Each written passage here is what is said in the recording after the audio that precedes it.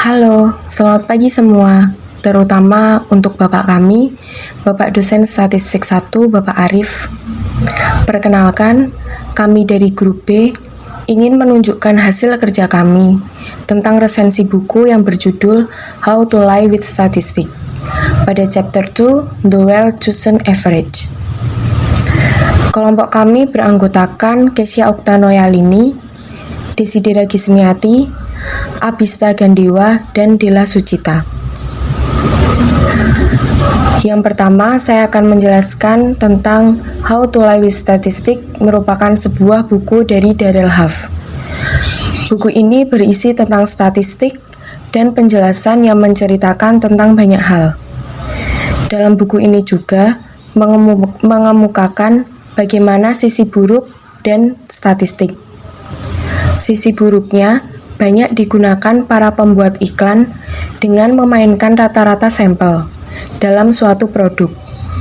Statistik dapat mempersuasi opini publik atau seseorang.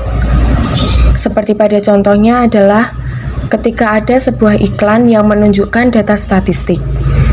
Data yang digunakan di iklan tersebut adalah jenis rata-rata yang memiliki angka besar agar produknya dapat menarik konsumen. Secara umum juga, statistik adalah pengembangan aplikatif dari penelitian yang sistematis. Jadi, statistik inilah yang digunakan sebagai argumen ilmiah untuk berbagai macam hal. Contoh lainnya seperti pembuatan kebijakan, pengubahan kebijakan, termasuk di dalamnya penjualan atau marketing dari sebuah produk, dan masih banyak lagi. Dari chapter 2 pada buku Darrell Huff ini, dia lebih banyak mengemukakan tentang statistik yang dapat disimpulkan secara rata-rata. Yang kedua yaitu the well-chosen average. Bagaimana kita memilih atau juga menghitung rata-rata dengan baik dan juga menjelaskan bagaimana trik untuk data statistik, yaitu biasa disebut rata-rata. Untuk menggunakan data statistik sendiri, kita juga harus memilih jenis rata-rata yang kita kemukakan. Jenisnya itu ada 3. Yang dimaksud itu adalah mean, median, dan modus. Mean adalah nilai rata-rata dari suatu kelompok. Median adalah nilai tengah. Dan yang terakhir itu modus adalah nilai yang paling sering muncul, atau bahkan disebut juga varian. Kemudian rumus untuk mencari min. Min dibagi menjadi 2, yang pertama adalah rata-rata populasi. Rata-rata populasi dilambangkan dengan huruf seperti U dan dituliskan dengan rumus sebagai berikut, yang di blok warna merah. N merupakan jumlah elemen populasi. Jadi, nilai tengah populasi atau rata-rata populasi merupakan hasil dari penjumlahan seluruh elemen populasi, dibagikan dengan banyaknya elemen populasi. Yang kedua adalah rata-rata sampel. Rata-rata sampel dilambangkan dengan X bar dan dituliskan dengan rumus sebagai berikut, yang di blok warna merah. X bar merupakan nilai tengah atau rata-rata populasi, dan N merupakan jumlah elemen sampel. Nilai tengah atau rata-rata sampel merupakan penjumlahan hasil penjumlahan dari seluruh elemen sampel, dibagikan dengan banyaknya elemen sampel. Median adalah suatu nilai yang terletak di tengah kelompok data yang telah diurutkan dari nilai terkecil sampai terbesar atau sebaliknya, karena suatu kelompok terbagi atas 2 jenis, yaitu kelompok ganjil dan kelompok genap. Maka terdapat 2 solusi menentukan median yang dapat digunakan untuk kasus tersebut.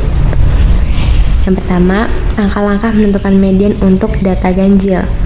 Untuk data ganjil ini, langkah pertama yang dilakukan adalah urutkan kelompok data-data dari nilai terkecil, nilai terbesar, atau sebaliknya. Langkah keduanya, tentukan nilai tengahnya. Jumlah data di sisi kiri dan kanan harus sama sehingga terdapat satu angka tepat di tengahnya yang menjadi median kelompok data. Yang kedua, langkah-langkah menentukan median untuk data yang genap.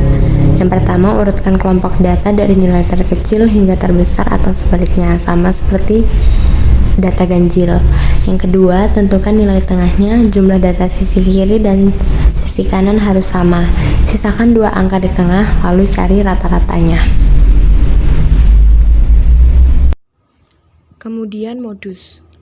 Modus adalah salah satu ukuran pemusatan yang paling sering digunakan dengan menggunakan karakter data yang paling sering muncul dalam suatu kelompok data.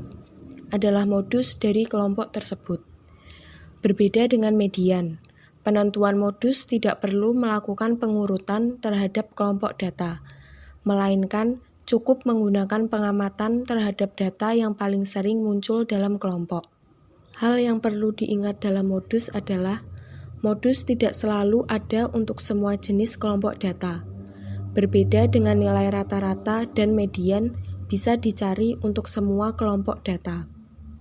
Modus seperti pengertiannya yaitu nilai yang sering muncul. Nah, modus itu juga ada rumusnya untuk data berkelompok, yaitu MO sama dengan TB ditambah buka kurung D1 per D1 ditambah D2 tutup kurung dikali P.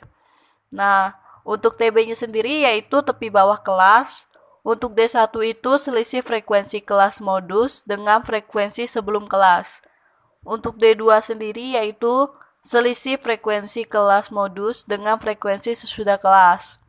Untuk P itu yaitu panjang kelas interval. Nah, untuk data tunggal sendiri itu biasanya kita bisa melihat sendiri dari banyaknya nilai yang sering muncul sebelum atau sesudah diurutkan.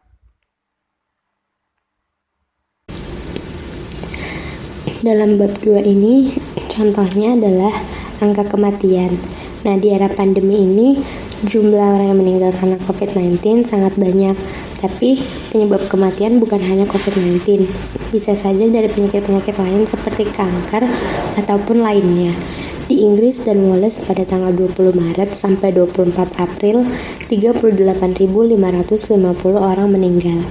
Dibandingkan angka rata-rata kematian 10 tahun terakhir, di Inggris dan Wales hampir 11.000 diantaranya tidak dibilang kasus COVID-19. Contohnya, 18 sampai 24 April terjadi peningkatan 373% yang meninggal di rumah sakit selama 5 tahun terakhir. Ada yang meninggal karena COVID, namun ada juga yang tidak.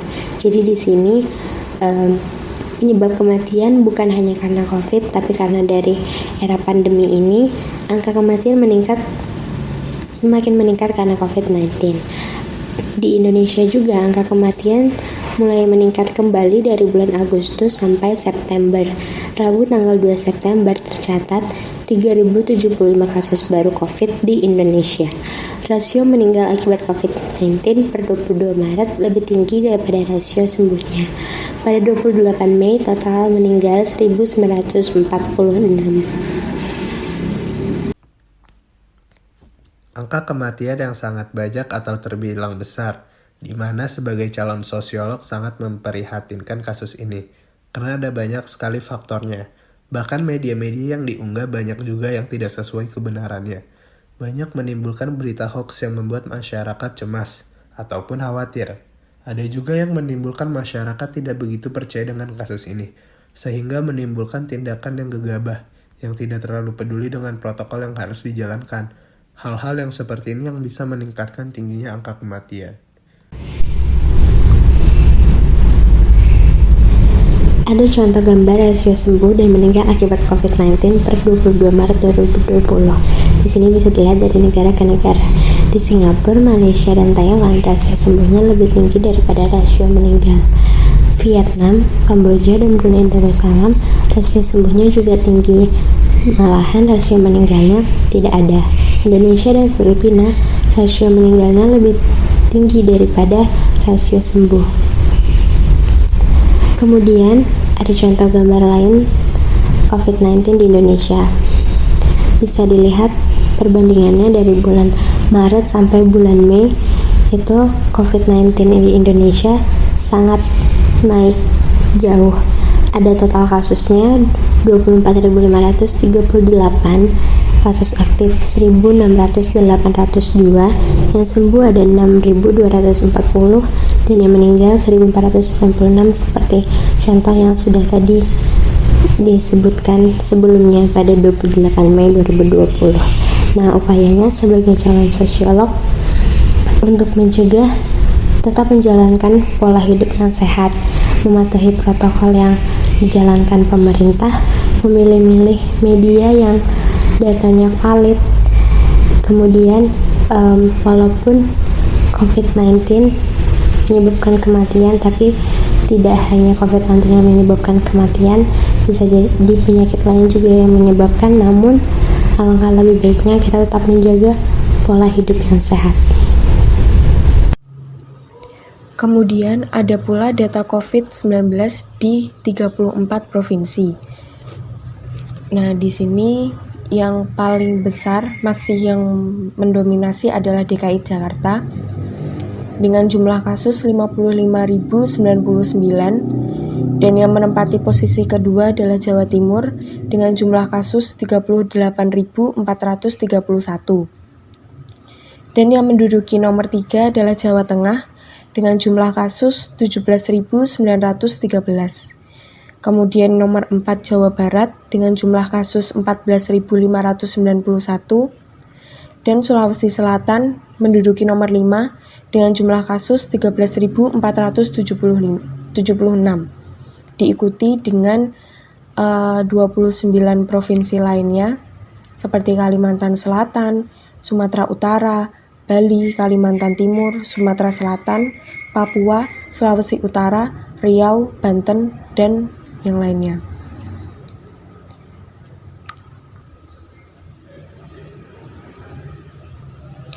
Kemudian dari data tersebut yang telah kami dapatkan dibuat dengan diagram lingkaran yang sudah ada seperti ini. Dari jumlah kasus yang ada, kami membuat diagram ini menggunakan presentase seperti DKI Jakarta tadi, presentasenya 24,9, kemudian Jawa Timur dengan 17,3%, kemudian Jawa Tengah 8,1%, Jawa Barat 6,6%, dan Sulawesi Selatan dengan 6,1%. Itu 5 provinsi yang memiliki korban banyak dalam kasus COVID-19 di Indonesia. Diikuti dengan provinsi lainnya yang sampai sekarang terkecil adalah dengan 1%, yaitu Sulawesi Tengah dan NTT. Baik, sekian presentasi dari kelompok kami grup B. Apabila ada kekurangan dan ada yang mau dipertanyakan, silakan untuk menanyakan pada kelompok kami. Terima kasih.